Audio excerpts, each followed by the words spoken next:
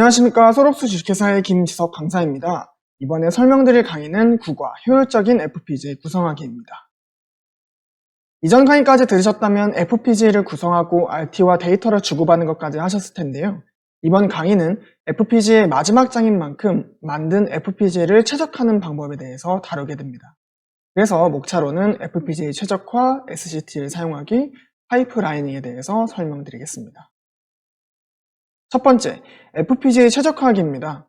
FPGA 코드를 구성하셔서 사용하실 수는 있으시겠지만 과연 그 FPGA 코드가 속도가 올바른지, 메모리 공간 사진은 적절한지 등에 대해서 확인하고 수정해야 할 필요가 있습니다. 그러므로 다양한 방법으로 FPGA 코드를 최적화하는 방법에 대해서 설명을 드려보도록 하겠습니다. 첫 번째 방법으로는 고정된 크기 사용하기입니다. FPGA는 가변하는 크기의 환경에 대해 요구하지를 않습니다.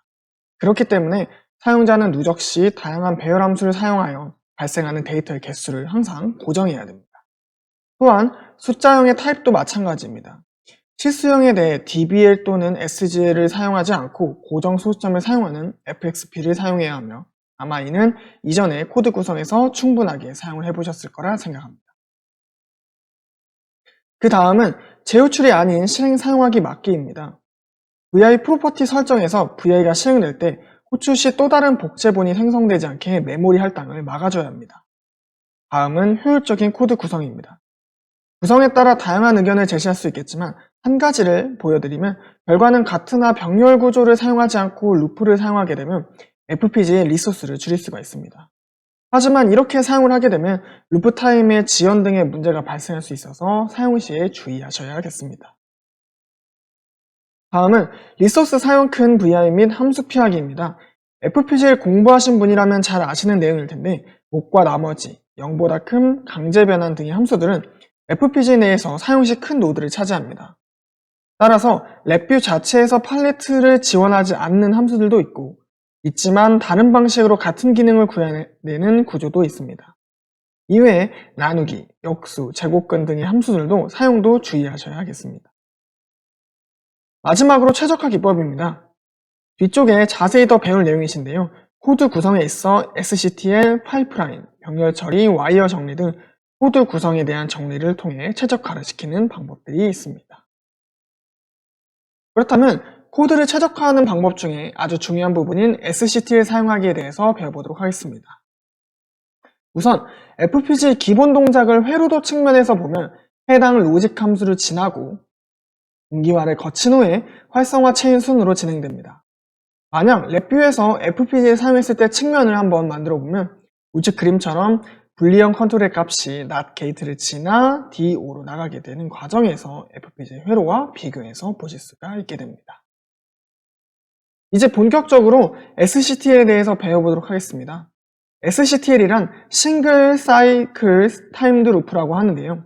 일반 while 루프가 아닌 단일의 타임드 루프를 사용하여 코딩하는 방법을 말합니다.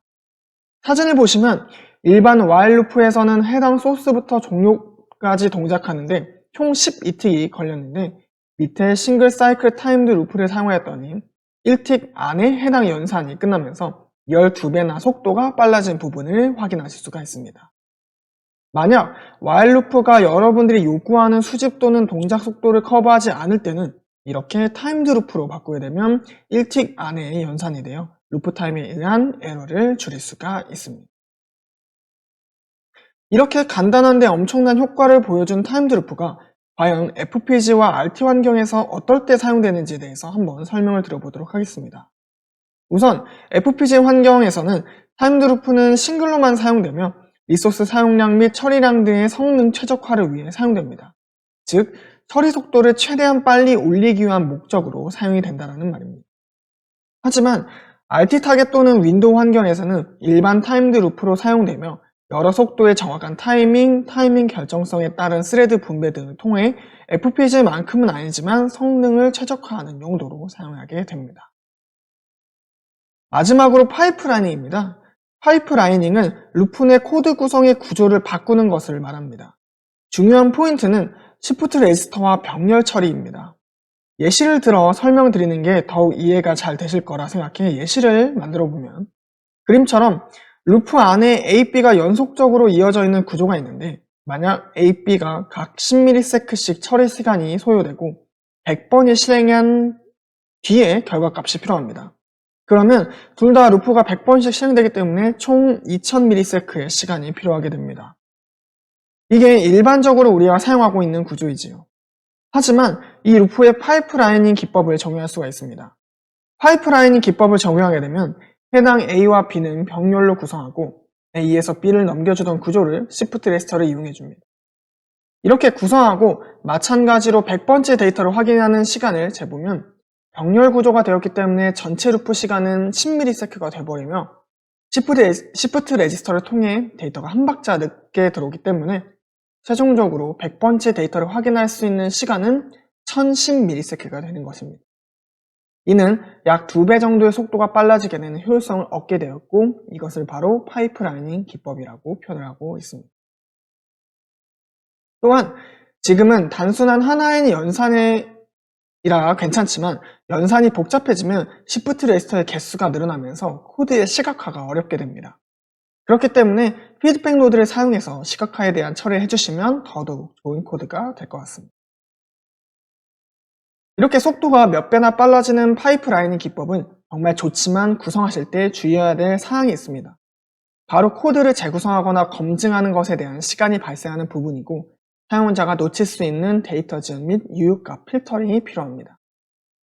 시프트 레지스터를 사용하기 때문에 첫 번째 데이터에 대한 확인이 늦어지며 목표 데이터를 확인하더라도 첫 번째 실행된 코드에서는 더 이상의 횟수가 실행됐으므로 데이터를 따로 필터를 해줘야 되는 번거로움이 있습니다. 또한 SCT의 환경에서 파이프라이닝을 사용하게 되면 병렬 구조로 만든 구성에서 1틱에 종료할 수 있도록 구성해야 되니 구성에 더더욱 어려움이 발생하게 됩니다. 이처럼 FPGA를 활용해서 데이터를 읽고 쓰고 전달하고 방법을 배운 후 오늘 배운 SCT의 파이프라이닝을 통해서 코드를 최적화까지 하신다면 여러분들은 FPGA에 대한 전반적인 기능을 구현했다고 보실 수가 있겠습니다. 이상 여기까지가 효율적인 FPGA 구성하기였으며 다음 시간에는 FPGA가 아닌 RT 파트로 넘어가서 해당 내용에 대해서 설명을 드려보도록 하겠습니다. 지금까지 FPGA 강의를 진행한 소록스의 김지석 강사였습니다. 감사합니다.